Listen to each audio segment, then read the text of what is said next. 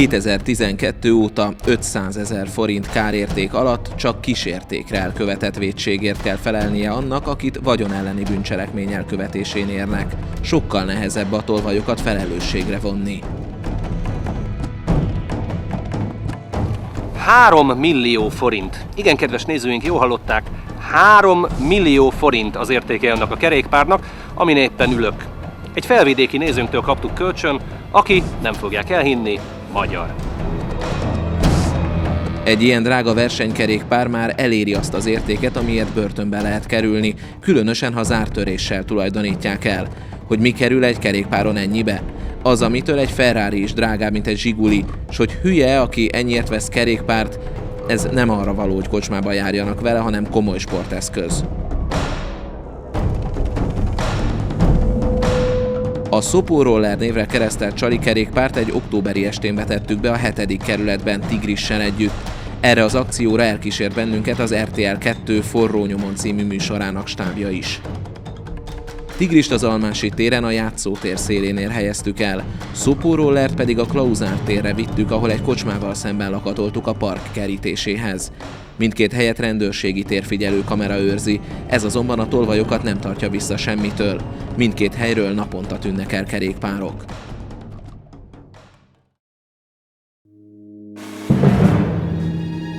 Hajnali 4 órakor riasztás, Szopó Roller elindult. Tigris úgy látszik, ma nem akart vadászni, ő nem mozdult el. De már megint az a fránya GPS, a szűk utcák árnyékolása miatt nincs jel. A 10 000 eurós kerékpár csak nem nyom nélkül tűnt el. Megint szellainformációkból kellett dolgoznunk, azok pedig a 8. kerületbe, a Diószegi utcába vezettek a Kálvária tér környékén. Nekiálltunk hát átfésülni a környéket a rádiós keresővel.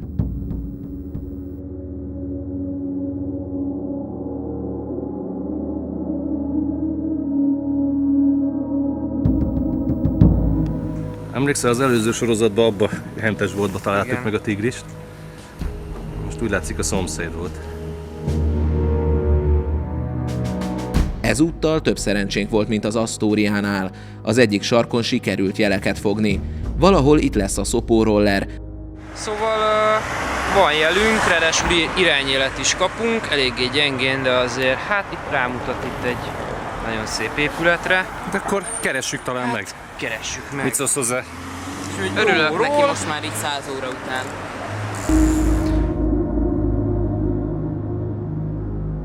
Csak hogy érthetetlen módon, amint beléptünk a kapun, a jel mindenhol gyengülni kezdett, mintha mégsem a házból jelezne, de akkor honnan? Mindenhol gyengébb volt a vétel, mint az utcán. Végül úgy döntöttünk, bekapcsoljuk a jeladó csipogóját és hang után keresgélünk.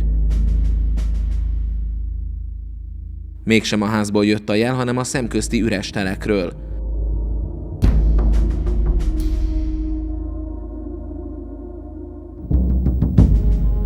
Hamarosan meg is találtuk a lefeszegetett rádiós irányadót. 10 000 eurós kölcsönbe kapott csali kerékpárunk itt volt a környéken, de most már semmi módja nem volt, hogy megtaláljuk. Vajon meg lesz-e valaha?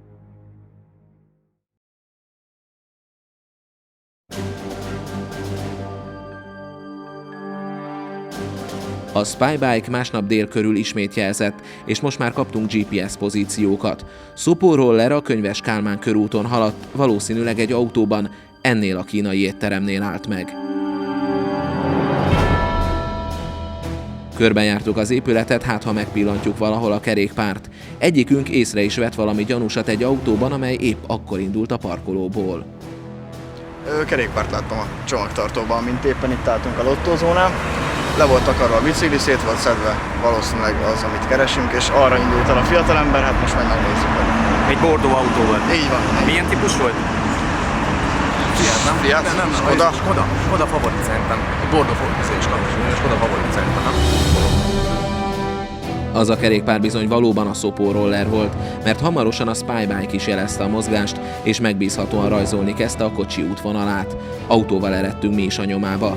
4 óra múlva a város legszélén a 15. kerületben álltunk meg. Szerencsére nem volt nehéz dolgunk, a bordó kocsi egy családi ház előtt parkolt, a hátsó ülésen pedig valóban szopóroller lapult pokrócba csomagolva.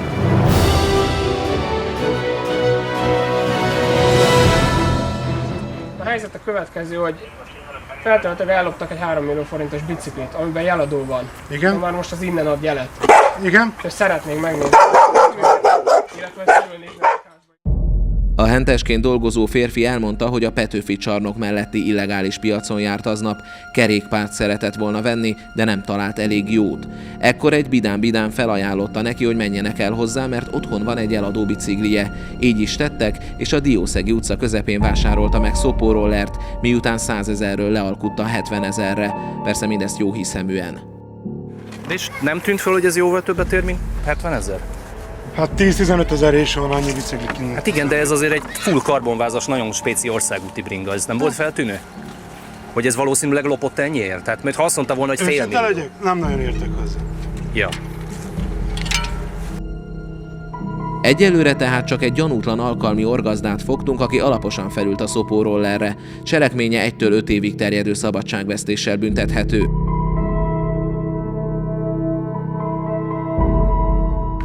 Ha én azt mondom neked, hogy a musban otthon vagyok, másban. Viszlát. A tolvajról azonban csak egy rendőrségi térfigyelő kamerás felvételünk volt, amit még meg sem nézhettünk. A rendőrök később elmondták, hogy egy 20 éves bőrcsekis férfi látható rajta, aki a kerékpárt jó erősen megrántva tépte le a sodronylakatot.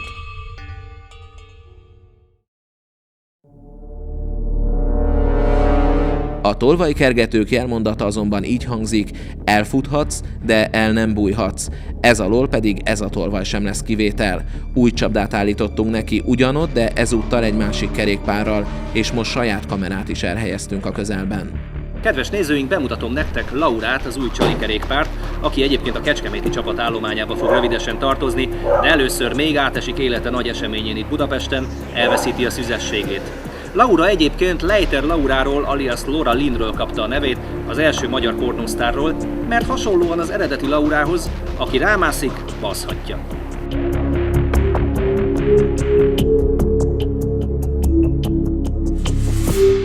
Laurának nem kellett sokat türelmetlenkednie, hajnali 5 óra körül már táncba is vitték.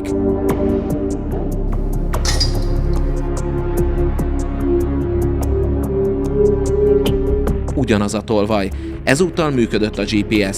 Laura a Blaha-Lujza tér felé haladt, majd a 8. kerületbe ment, de most nem a Diószegi, hanem a Dankó utcában állt meg a Kálvária tér másik oldalán. Néhány 100 méterre volt onnan, ahol szopóroller jeladóját megtaláltuk.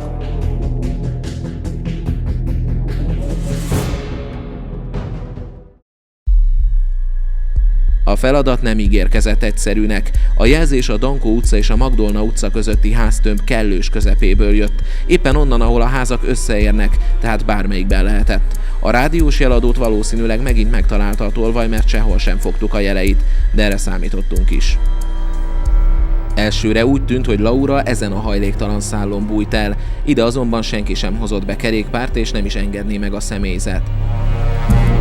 Az evangélikus főiskolát is kizárhattuk, hiszen tolvajunk valószínűleg nem kedveli az ilyen intézményeket. Csak valamelyik lakóház jöhetett szóba, többek között a Magdolna utca 12, ahol nemrég már megfordultunk egyszer. Kamerával mászkálni azonban továbbra sem életbiztosítás a 8. kerületben, az még a jobbik eset, ha csak ennyi történik. Milyen jogok kamerától le? Milyen jogok? Milyen jogok kamerától le?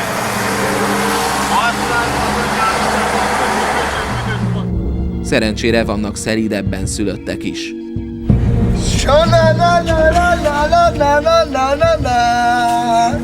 Én leszek a Dankó király. Megvaszom őket, hogy jelladana. Csak szóljanak az emberek. Miután több helyen is megfenyegettek minket, a további kereséshez jobbnak láttuk a rendőrség segítségét kérni. Azonban épp csak megérkezett 2 civilruhás nyomozó, a Spybike ismét mozgást jelzett. Azonnal autóba ugrottunk. A GPS szerint Laura a Magdolna utca 12 udvarán volt. Hallott, ajtót zár... Jó, mindegy, de zárt. Ez mulatságos lesz. Itt, jobbra. És megint jobbra. Ott jön. Az nem az, az nem az, nem az, nem az. Tovább, tovább, tovább.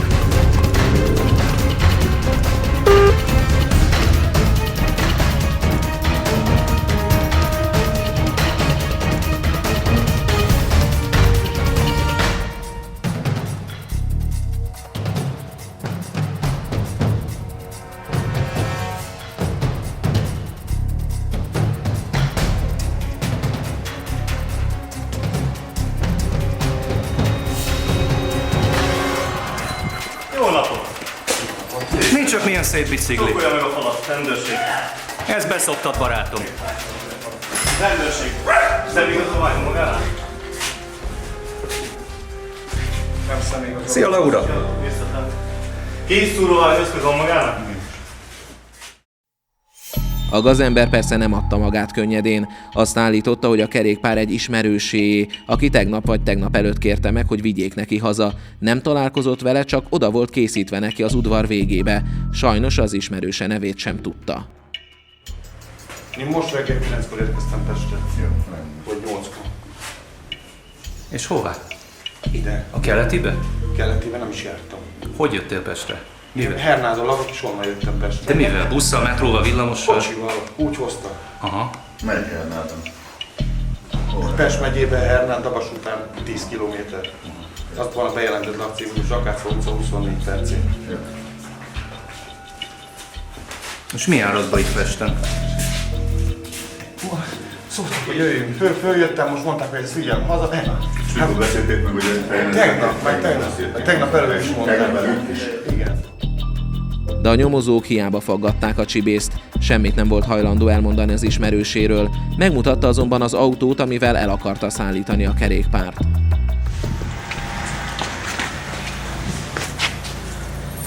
Nem az a kocsi. Az nem az. Na, hát ez a botos Zolié.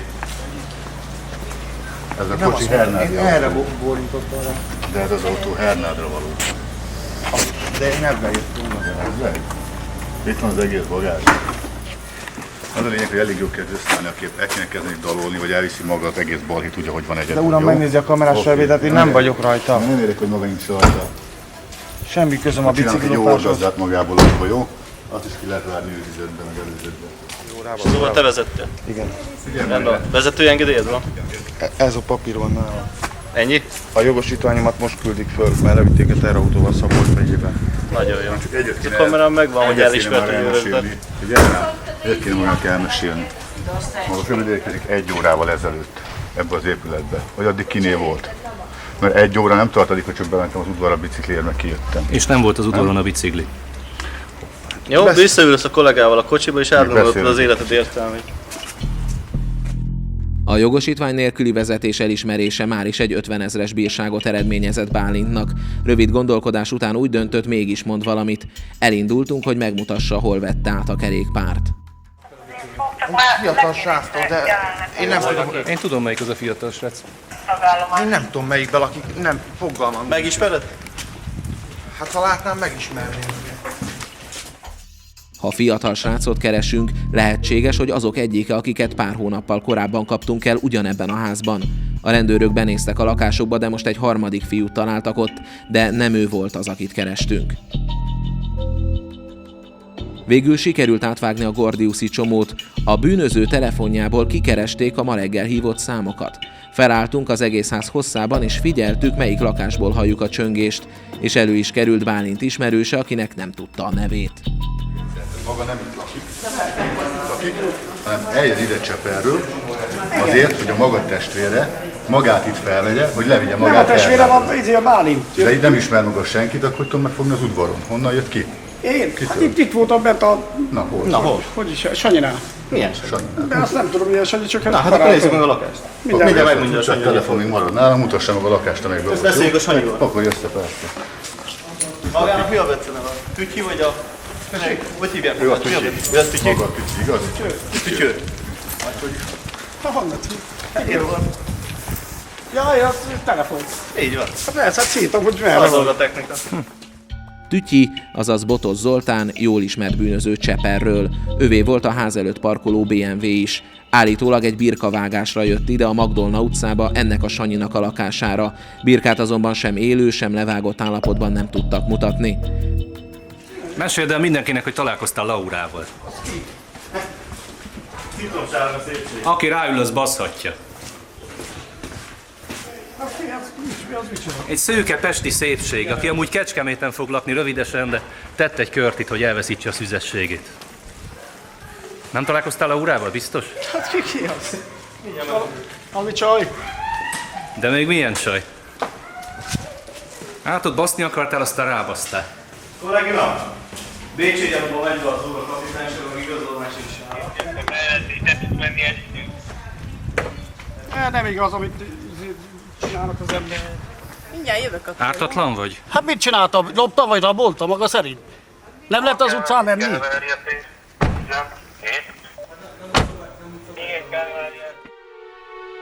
Megvolt tehát az orgazda, és megvolt a szállító is, akinek el kellett volna tüntetnie a kerékpárt. De vajon ki volt a tolvaj, aki Laurát idehozta? Erre végül ez a túlsúlyos úr adott választ, hát ha ezzel megmentheti Tütyit az előállítástól. A tolvaj neve Kanalas Ádám. Már megint Kanalas Ádám. Emlékeztek rá? Fél évvel korábban ugyanezt a nevet mondta ez a két csibész is. Kanalas Ádám tehát mégis létező személy, már csak meg kell találni.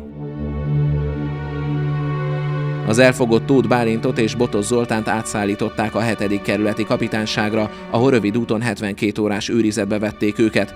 Az előzetes letartóztatástól megrémülve rögtön megerett a nyelvük és feldobták Kanalas barátjukat. 24 órán belül ő is a fogdában landolt. Mindhárman előzetes letartóztatásba kerültek és most is ott vannak.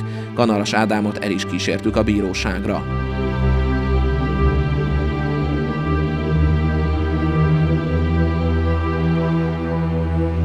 Hogy mi csinálsz, hogy jelentesz? Hogy engedélynék a kamerát. Hát akkor rajzolj le és tépjél össze. Akkor nem rejtegetted az arcéját, mikor loptad a bicikliket. Hogy legyen szíves. Kanalas Ádámot egy darabig biztosan nem fogjuk szabadon látni. 22 éves kora ellenére már 11 rendbeli fegyveres rablás és 3 rendbeli lőfegyverrel visszaélés miatt folyt ellene büntetőeljárás. Nincs amúgy magának családja, akivel foglalkozzon el. Korábban már kapott 3 év letöltendő börtönt, amelyből feltételesen volt szabadlábon, illetve 4 év felfüggesztettet. A mi akcióink nyomán mindezt megfejelte egy rendbeli nagyértékre és 2 rendbeli kísértékre dolog elleni erőszakkal elkövetett lopással, mégpedig üzletszerűen bűnszervezetben. Ilyen múlttal és ennyi súlyosító tényezővel szinte biztos, hogy a 2-től 5 évig terjedő büntetés felső határát fogják kiszabni rá, miközben korábbi büntetéseit is le kell majd töltenie, vagyis 20 éves korát végig rácsok mögött fogja tölteni, és talán még tovább is nyugtunk lesz tőle.